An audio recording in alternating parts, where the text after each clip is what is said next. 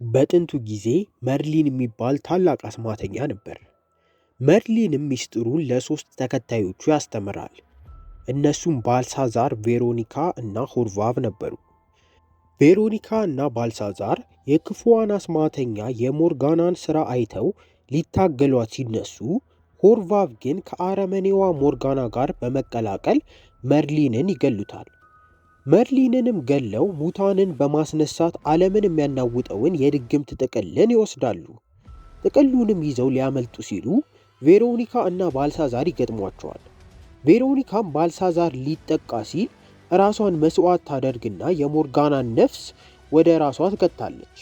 ሞርጋናም ከውስጥ ልትገላት ስትል የቬሮኒካን ሕይወት ለማዳን ባልሳዛር ሁለቱንም በግሪምሆልድ ውስጥ በመክተት ያስራቸዋል። መርሊንም በሞት አፋፍ ላይ ሆኖ ለባልሳዛር የድራገን ቀለበት በመስጠት ይህ ቀለበት የሚመርጠው ልጅ ብቻ የፕራይም ሜሪሊያን እንደሚሆንና ሞርጋናንም ለመግደል የሚችል ኃይል ከእሱ ብቻ እንደሚገኝ ይነግረዋል። ባልሳዛርም ለብዙ ክፍለ ዘመናት ዓለምን እየዞረ ይህንን ቀለበት የሚመርጠውን ልጅ ፍለጋ ይጀምራል። ይህ ፍለጋውም ወደ ኒውዮርክ ይመራዋል። በኒውዮርክ ከተማም አንድ ዴቪድ የሚባል ወጣ ያለ ልጅን እናያለን።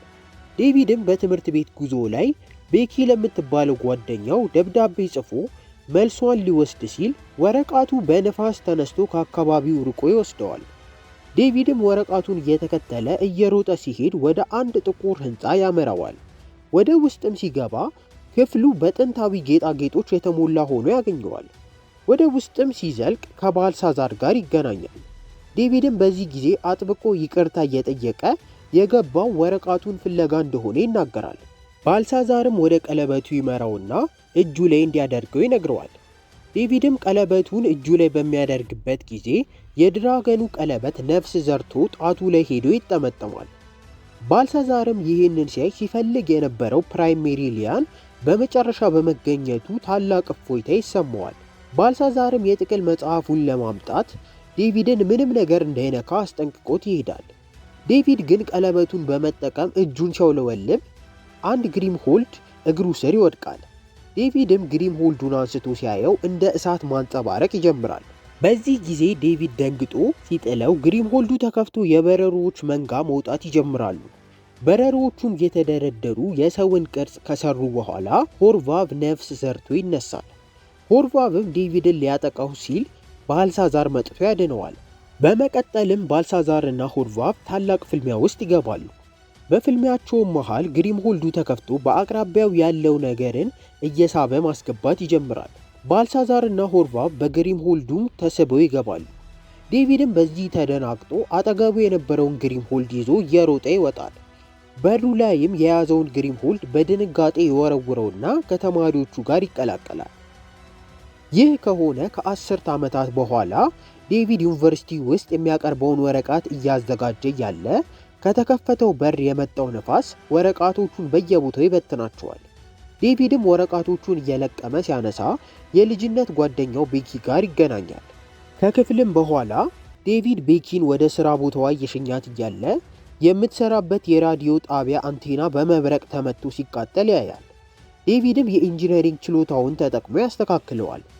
በሌላ በኩል ደግሞ እነ ባልሳዛር የታሰሩበት ግሪምሆልድ ተከፍቶ ሆርቫዝ ይወጣል። ሆርቫዝም ባልሳዛር ተከትሎት እንዳይወጣ በማሰብ ግሪምሆልዱን መስኮቱን ከፍቶ ከህንፃው ቁልቁል ይወረውረዋል። ባልሳዛርም ግሪምሆልዱ አየር ላይ እንዳለ ይወጣና ግሪምሆልዱ ከመሰበሩ በፊት በህይወት ያመልጣል። ሆርቫዝም ወደ ዴቪድ ቤት በቀጥታ ያመራና ዴቪድ ልጅ እያለ ይዞት የወጣውን ግሪምሆልድ የት እንዳደረገው ይጠይቀዋል። ዴቪድም ደንግጦ አላውቅም እያለ ቢናገርም ሆርቫዝ ሊገለው በማሰብ ተኩላዎቹን በድግምት ያመጣና እንዲገሉት ያዛል። ዴቪድም ይህንን ሲያይ እየሮጠ አካባቢውን ለቆ ይጠፋል። ተኩላዎቹም እያባረሩ ደርሰው ሊገሉት ሲሉ ባልሳዛር በብረት በተሰራ ግዙፍ ጭልፊት እየበረረ መጥቶ ዴቪድን ነጥቆ ያወጣዋል። ዴቪድንም በጭልፊቱ እየበረረ ይዞት ሄዶ ወደ አንድ ትልቅ ሕንፃ ጫፍ ያርፋሉ። ባልሳዛርም በቀለበቱን አምጥቶ ይሰጠውና ሆርቫዝ ሲፈልግ የነበረውን ግሪምሆልድ ቀድመው ለማግኘት ከሕንፃው ወርደው ይሄዳሉ። ባልሳዛርም የግሪምሆልዱን አቅጣጫ ተከትሎ ሲሄድ ወደ አንድ የቻይና ክብረ በዓል ወደሚከበርበት ቦታ ይመራቸዋል።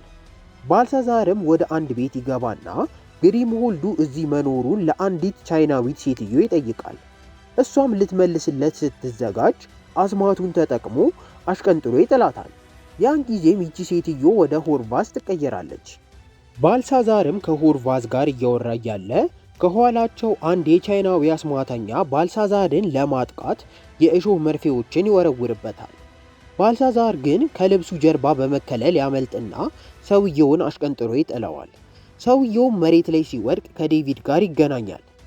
ዴቪድም አስማት በመስራት ራሱን መከላከል ስለማይችል መሮጥ ይጀምራል። እየሮጠም ሊያመልጥ ሲል ሰውየው ከደረቱ አስማትን በመጠቀም ድራገን እንዲፈጠር ያደርጋል።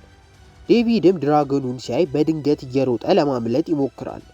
በዚያን ጊዜ ድራገኑ ከኋላ እየተከተለው እሳት እየለቀቀ ያባርረዋል።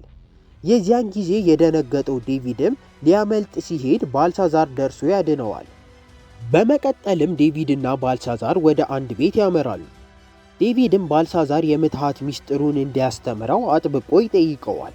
ባልሳዛርም የእሳት ቀለበት ይሰራና ቃለ መሐላውን ፈጽሞ እንዲቀላቀለው ያደርጋል። ዴቪድም ቃለ መሐላውን ከፈጸመ በኋላ ልምምዱን ይጀምራሉ።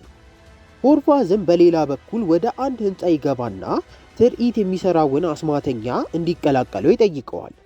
ሆርቫዝ ከአዲሱ ተከታዩ ጋር ሆኖ የሞርጋናን መነሻ ቦታ ያዘጋጃሉ። ዴቪድ ከባልሳዛር ተለይቶ በነበረበት ወቅት ሆርቫዝ እና ተከታዩ ይይዙትና ግሪምሆልዱን የት እንዳስቀመጠው ይጠይቁታል። ዴቪድ ግን ስለ ግሪምሆልዱ የሚያውቀው ነገር ስላልነበር ምንም ሳይናገር ይቀራል። በዚህ ጊዜ ባልሳዛር መጥቶ ሆርቫዝ እና ተከታዩን በማሸነፍ ዴቪድን እንደገና ነፃ ያወጣዋል። ዴቪድም ባልሳዛርን ስለ ግሪምሆልዱ አጥብቆ ይጠይቀዋል። ባልሳዛርም ግሪምሆልዱ ውስጥ ሞርጋና የምትባል ጨካኝ አስማተኛ ታስራ እንዳለች ይነግረዋል። ሞርጋናም ከግሪምሆልዱ ከወጣች ዓለምን እንደምታጠፋ ግን ብቸኛው ሊያሸንፋት የሚችለው ፍጡር እሱ እንደሆነ ይነግረዋል። ከዛም ባልሳዛር ብቻውን በነበረበት ወቅት የሆርቫዝ ተከታይ የነበረው አስማተኛ ዴቪድን መስሎ ያገኘዋል። ባልሳዛርም ላይ ሳያስበው ጥቃት ያደርስበትና ከሆርቫዝ ጋር ሆነው ግሪምሆልዱን ይዘው ይሰወራሉ። ዴቪድም በደረሰ ጊዜ ባልሳዛር ግሪምሆልዱ እንደተሰረቀ ይነግረውና ሆርቫዝን ከኋላ እየተከተሉ ማሳደድ ይጀምራሉ። በመኪናም እየተከተሉ ካሳደዷቸው በኋላ ወደ አንድ ቤት ይገባሉ። ግሪምሆልዱንም ለመፈለግ ተለያይተው ቤቱን መፈተሽ ይጀምራሉ። ባልሳዛር ወደ አንድ ክፍል ሲደርስ በሆርቫዝ በተዘጋጀ ወጥመድ ውስጥ ይገባል። ራሱንም ለማውጣት እየታገለ ያለ ሆርቫዝ ቤኪን አፍኖ ይዞ ዴቪድን ቀለበቱን እንዲሰጠው ያስገድደዋል። ዴቪድም አማራጭ ስለሌለው ቀለበቱን አውጥቶ ይሰጠዋል። ባልሳዛርም ከወጥመዱ አምልጦ ወደ ዴቪድ ሲደርስ ዴቪድ ቀለበቱን እንደሰጠው ለሆርቫዝ ይነግረዋል። ባልሳዛርም በዚህ ጊዜ በብረት ጭልፊቱ ላይ ወጥቶ ሆርቫዝን ፍለጋ ይሄዳል። ዴቪድም ከቤኪ ጋር ሆኖ ሆርቫዝን ለማስቆም በመኪናቸው ይሄዳሉ። ሆርቫዝም ሞርጋና ያለችበትን ግሪምሆልድ ሲከፍተው ሞርጋና የቬሮኒካን ሰውነት ይዛ ትወጣለች። ሞርጋናም ዓለምን የሚያጠፋውን ድግምቷን መናገር ትጀምራለች። ድግምቱም ከዓለም ዳርቻ ያሉ የሞት አስማተኞችን ማስነሳት ይጀምራል። ቤኪም በዚህ ጊዜ አስማተኞቹን እንዲነሱ የሚያደርገውን የድግምቷ ምልክት እንዳይደርስ መልእክት የሚልከውን ዲሽ ትሰብረዋለች። ሞርጋናም የከሸፈው ድግምቷ ወደ መሬት ጥሏት እያለ ባልሳዛር ወደ እሷ ይሄድና ሞርጋናን ከቬሮኒካ አካል እንድትወጣ አድርጎ ወደ ራሱ ይከታል። ዴቪድንም ወደ ግሪምሆልዱ እንዲከተው እየነገረው እያለ ሞርጋና ከባልሳዛር አካል ትወጣና ሁሉንም ለመግደል ትሰነዝራለች። ዴቪድም የሰነዘረችውን በማክሸፍ ያስቆማታል።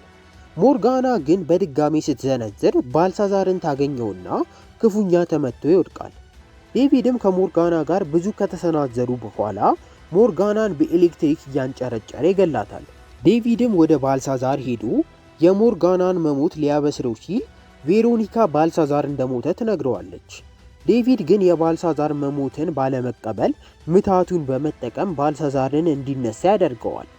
ባልሳዛርም ከተነሳ በኋላ ከቬሮኒካ ጋር በስተመጨረሻ ይገናኛሉ።